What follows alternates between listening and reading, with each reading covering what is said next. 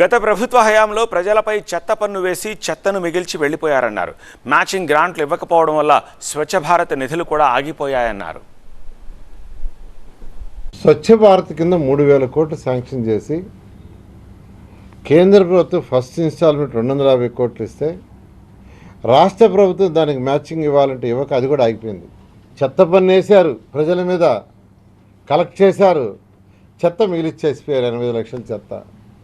అంటే గత ప్రభుత్వానికి ప్రయారిటీ లేదు. ఒక పక్క ఎన్జిటి సుప్రీంకోర్టులు ముటికాయలు వేస్తున్నాయి, వీటిలన్నిటిని క్లీన్ చేయండి, వీటి వల్ల అనేక రోగాలు ప్రజలకు వస్తున్నాయి అంటే గత ప్రభుత్వానికి అసలు పట్టించుకోవాలా.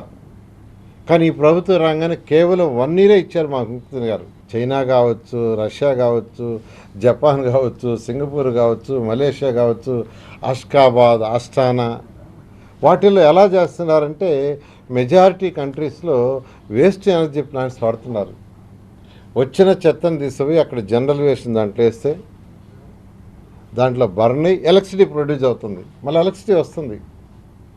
అటువంటిది 2014-19లో నేను మంత్రిగా ఉన్నప్పుడు ఈ రాష్ట్రానికి ముఖ్యమంత్రి కాదు 10 ప్లాంట్లు అనౌన్స్ చేశారు, 10 శాంక్షన్ చేశారు.